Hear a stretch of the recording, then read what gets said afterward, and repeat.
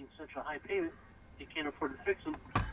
Yeah. So the cars are getting repoed, and they're back in the same situation all over again. Yeah.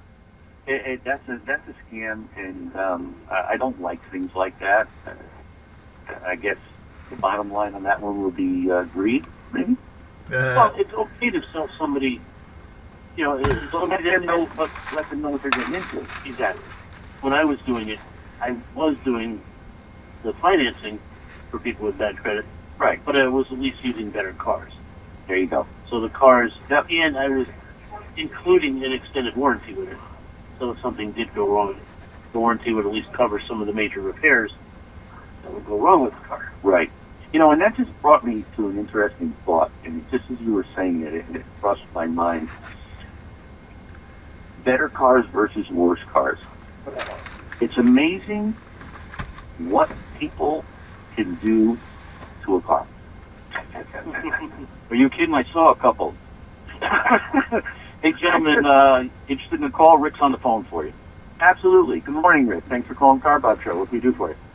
Wow, I'm here to talk about electric cars. Yes, we were. How you doing? A shocking experience. Actually, you know, I don't know if Mark told you, I just completed a 10,000, almost a 10,000 mile tour in an electric vehicle, music tour. No, Mark did not mention that. I did not. I was making this a surprise. Surprise! I am. I'm surprised. Fill it in. Surprise! How did it do? How did the car do? How did you do on charging, locating charging stations, et cetera, et cetera? Well, I guess a little history. I have been driving all electric since 2013.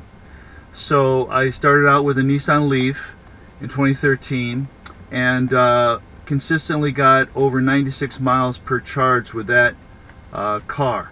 Oh, that's way over what they claimed. Well, in that year, you know, I think they claimed 86 in that year, but I got as much as 125. That was my top end, all out, bust all the records. That was my top end. Most of the time, though, it was right around 96. As you know, if you take your cell phone and put it in a freezer, it'll almost kill it because of the cold. Well, the technology that's in most electric cars today is similar to what's in your cell phone, and it is not impervious to the cold, so it does reduce the range a little bit. But in a gas car, as you guys well know, in the summertime you turn the air conditioning on and your gas mileage goes to crap in the summertime. Am I right? Right. Right. So it's 6 of one, half dozen. It's the same thing in the end, right? So yeah. So in 2013, that was pretty good. I then extended my lease on the 2013.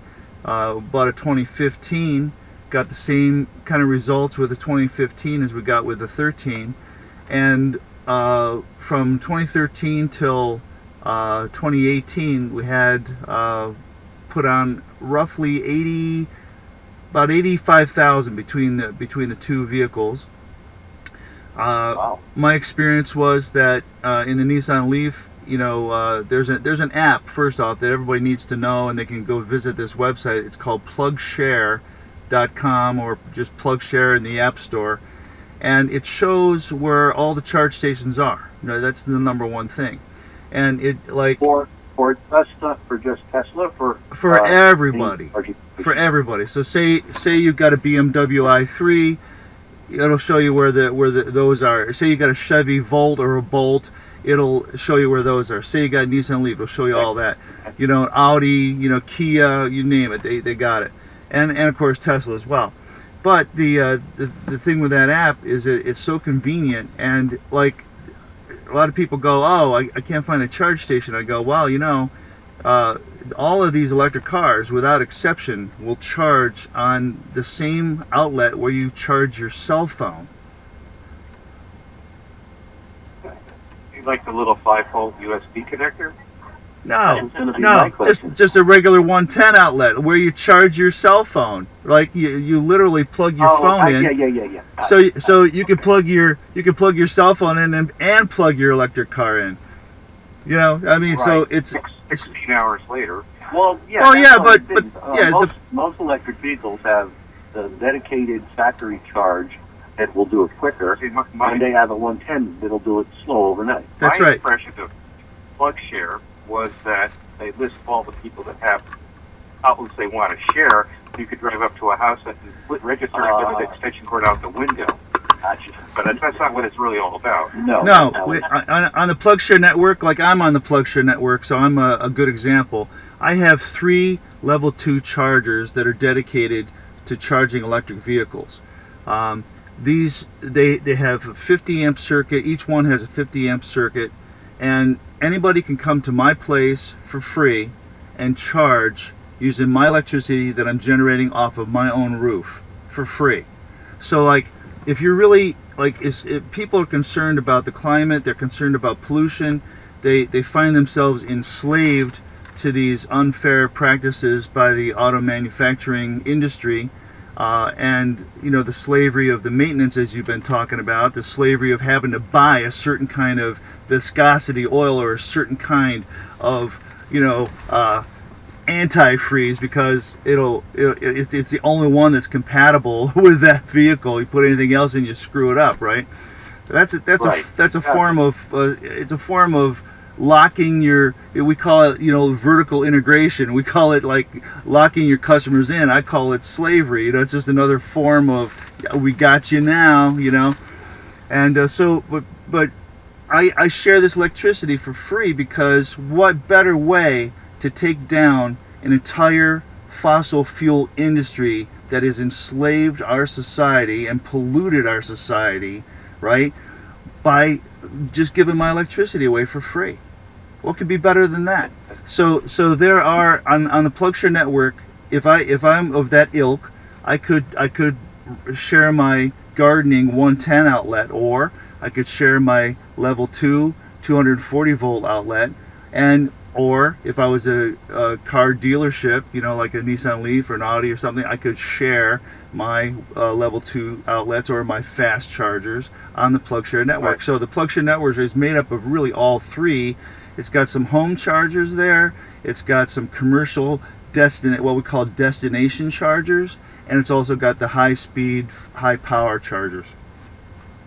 That's interesting. I'm going to have to check that out. So that's a real grassroots service. It's Yeah. revolutionary. Yeah. It is, and I've been using it since 2013, and I've found that it's been fantastic. I've met so many really nice people on that network. The etiquette, the protocol is, you know, if it's at somebody's home, you know, text ahead, let them know you're coming in, that kind of thing. And at our station here, I'm down here in Ambler, Pennsylvania, where we had an ice storm last night. We have had people from Texas, Florida, people who just buy their electric cars from Philadelphia come here just to see how it goes, you know, that kind of thing.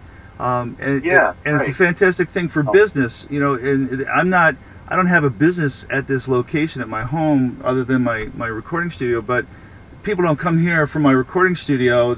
They want to come into town for, you know, wine and dine or movie or something like that. So, you know, one of the reasons for a destination charger is really to help increase business, because if you're at a destination charger and supposing you really need to have that charge, or maybe you came from a long distance to see a movie, that car might be there for 2 hours, which means that, you know, it's kind of like the kid falling asleep on the car ride.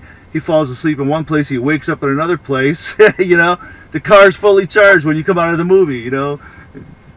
That's what's needed. That is one of the things that we've been talking about on this show for years now, is you know, range anxiety, where do you get your car charged on a long trip, et cetera, et cetera.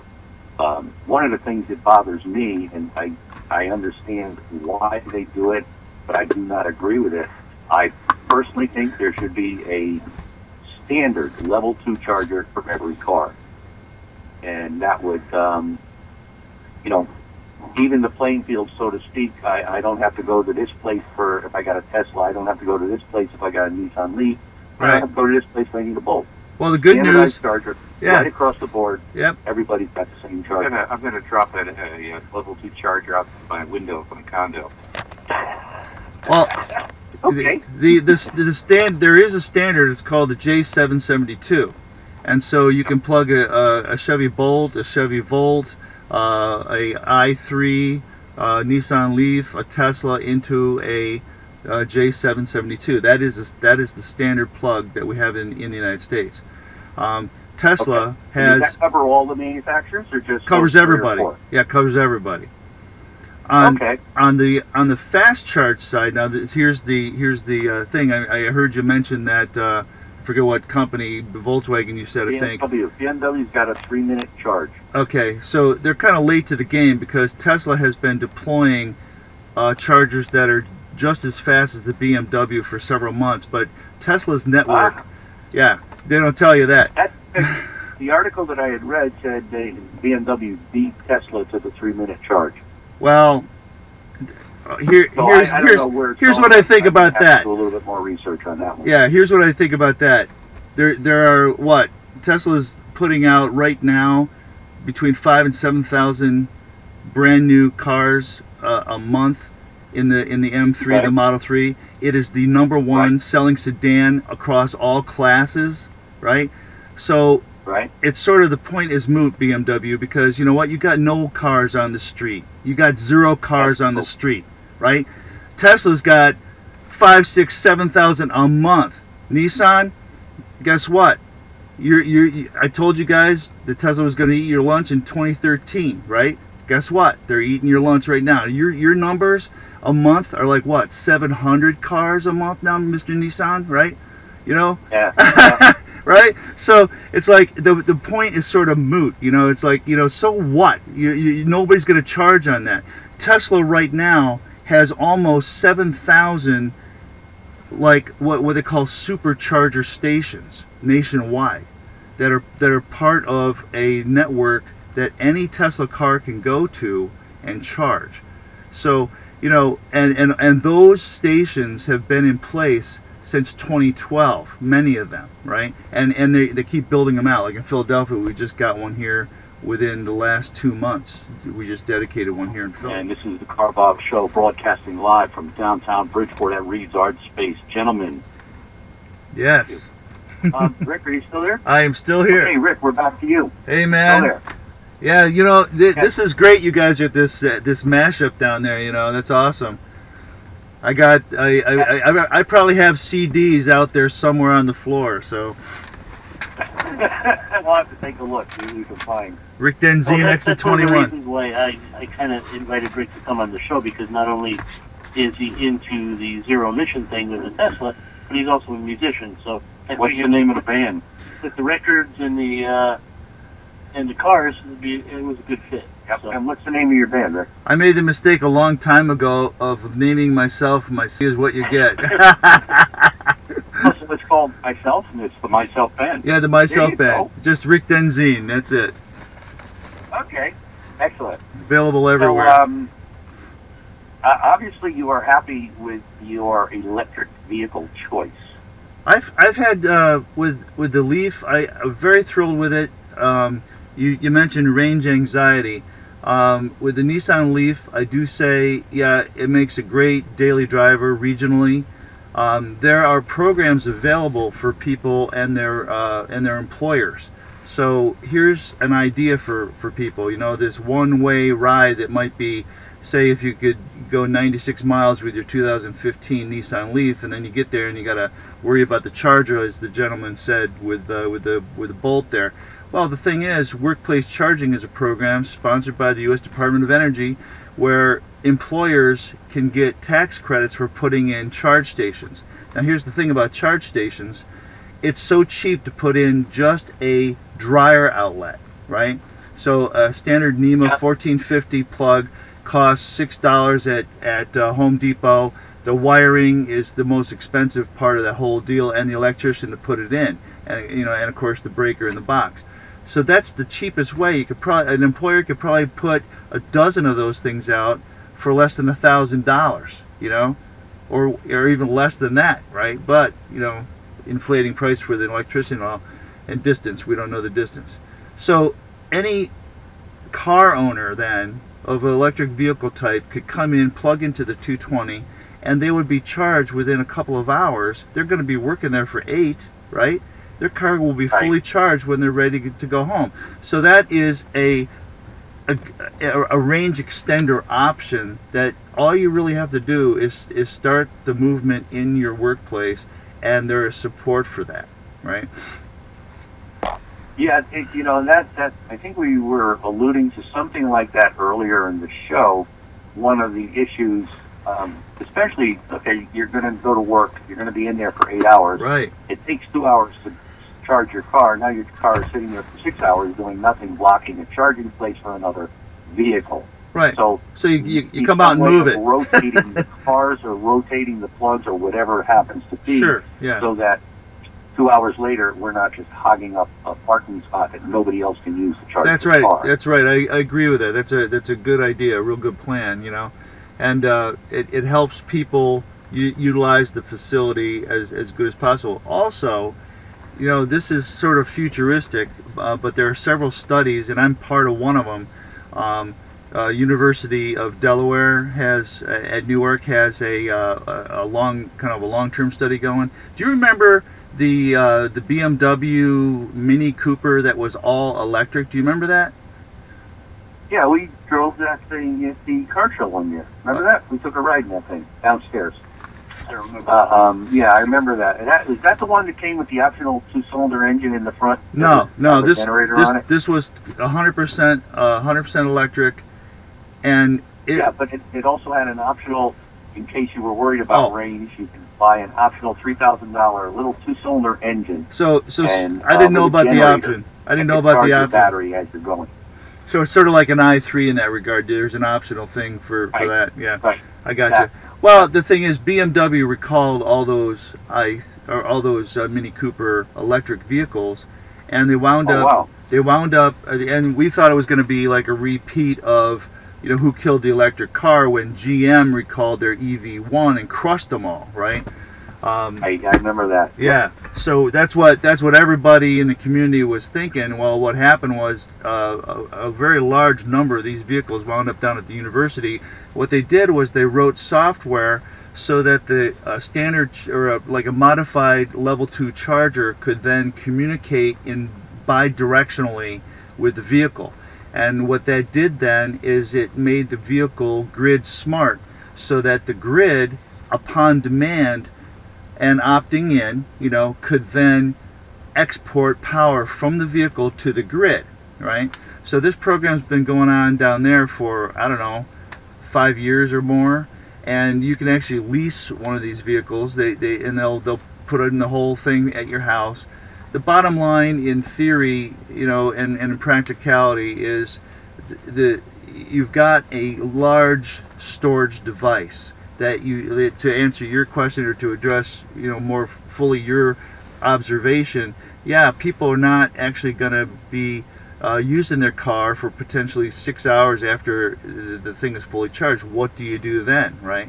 Well, one thing that can be done is these cars can be part of a grid managed system. So the cars are plugged in, you get there at 8 o'clock. Well, what happens in the summertime? Peak demand starts rising right around noon, right?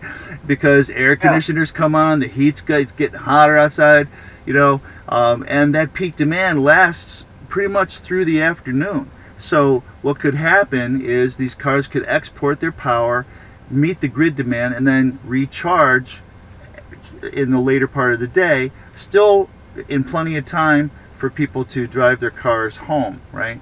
And that opting into that whole kind of a system is worth about $150 a month per car. Wow. Yeah. That's interesting. Yeah. So there are ways that you can be part of a climate solution. Like the alternative, of course, to managing the grid is they fire up, you know, some standby gasoline or methane powered generators, which are increasing, you know, carbon in the atmosphere, right? And with a electric car, you can choose what kind of electricity that the car is charged with. You could have rooftop solar, which is what I have. you can opt in for wind power, which I did, right? It's certified wind power, so you can actually source, as a consumer, source clean and renewable energy sources that don't further pollute the planet. You know, and employers can do the same thing. You know, also employers probably would be concerned about peak demand charges. So again, if they have a system where they can export power, this could actually help the employer avoid peak demand charges at his or her business. You know, That's an interesting concept. I like that.